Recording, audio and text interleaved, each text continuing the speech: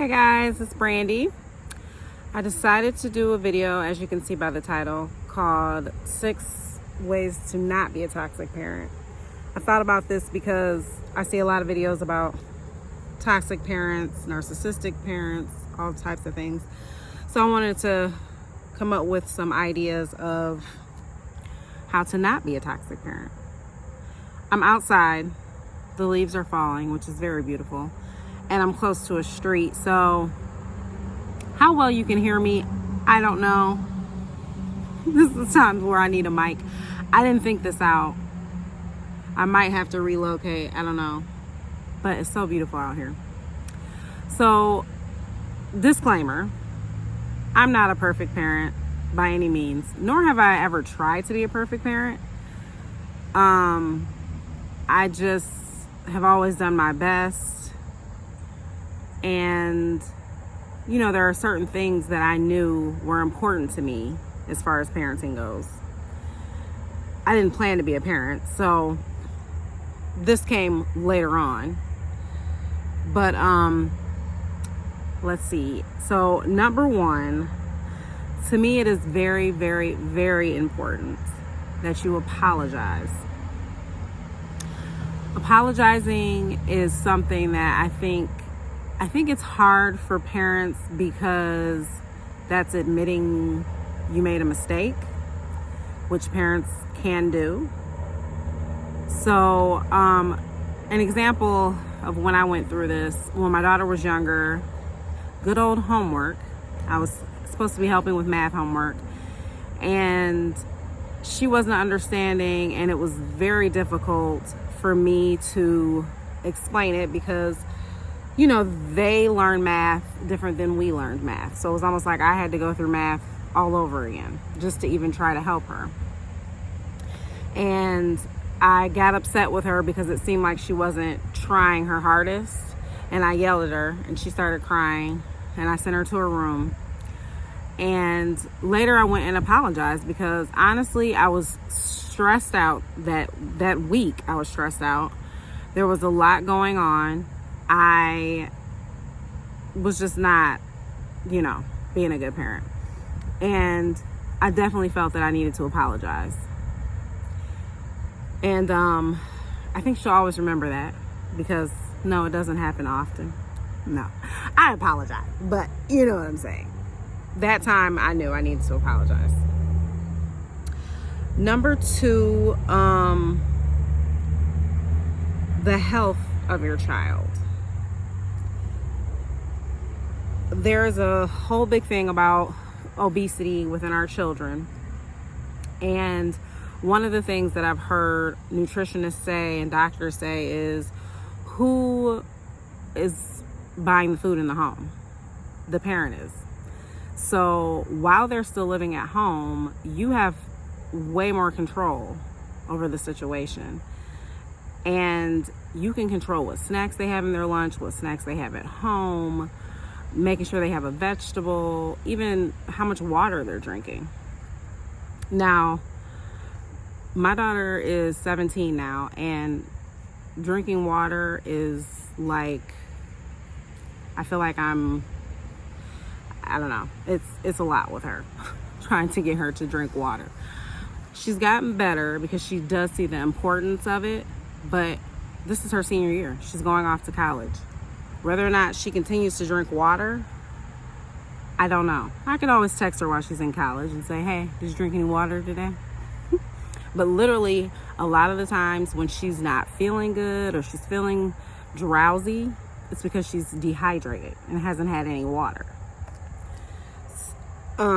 So to me, it's our job while they're at home to instill these certain things into them health-wise.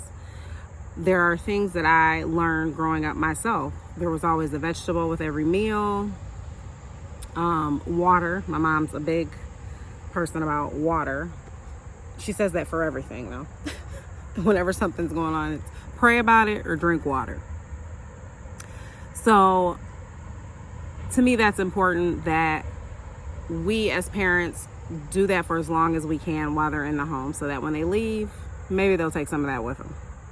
The third thing is the importance of showing up. And I don't just mean showing up to activities. I also mean showing up in the sense of, let me just tell y'all, if I see a bee, we're relocating. I see a lot of red ants. Do red ants bite? Okay, I'm looking down at a paper too. That's why if you see me looking down. When I say showing up, I'm talking about conversation. I see these TikToks and it's funny because this is me as a parent. As soon as I'm tired, exhausted, ready to lay down, ready to not talk whatsoever, here my daughter comes. She wants to talk about what happened in her day. She wants to talk about whatever gossip, whatever's going on. But I always listen and show up no matter how long, because that is important. That is extremely important. And I feel like because I've always shown up, she wants to tell me more. She wants to talk to me. I don't have to always pry for information because I know at some point she's going to come tell me, because she knows I'm there to listen and to give advice or whatever she needs. So showing up for a conversation, listen, I'm a single mom. I know there's a lot of single moms out there. It's difficult, especially if you have more than one child. I can't imagine if you had 3 or 4 kids coming at you wanting to tell you something that happened, something that's important to them. But I think showing up for those conversations is very important. Also the other things, sports. She was in choir, and there were times where I was dog tired after work and I had to go to a choir concert. But that was important, you know, and she'll always know I'm always going to be there for whatever is going on in her life, and I will always be there for whatever conversation she needs to have, no matter if it's 3 o'clock in the morning or midnight or 6 a.m. I guess I would say. Let's see, number 4, not choosing your child's future. This is a big one, and some of it is cultural, I notice, or religious, or, you know, people have different feelings about this. This is important to me because everyone's on a different path, and I feel like sometimes people think that we're robots and we're just all supposed to be, you know, you do this, you do this, you do this, and this is how it goes.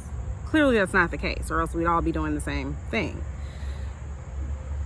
I feel that even though it may be hard sometimes to sit back and watch your child make certain decisions that you know possibly could go left, it is important to let them make these choices and decisions, as long as it's not, you know, gonna kill them. Of course, you have to kind of sit back and let them make their own choices and decisions, because this is their path.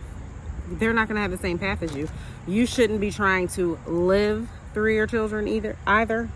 Some people didn't live the life they wanted to live. Oh God, that was a red ant. Okay, sorry guys. Some people didn't, you know, get to do what they wanted to do in life, and now they're trying to live through their kids. Very toxic. Let your children decide their lives, their futures. You don't know what they could become. You don't know what God has in store for them. You don't know what their path is. You're supposed to be there to help guide and nurture and be their cheerleader, but don't try to live through them. There's still things that you can do with your own life. If there's things that you didn't get to do in your life, don't try to push it upon and off on your child. Maybe there's some kind of way that you can still do that. If you couldn't be a ballerina because your body wasn't right, maybe just go take a ballet class just for fun. I don't know. That was an example, but I strongly believe that you should let your child live and have their own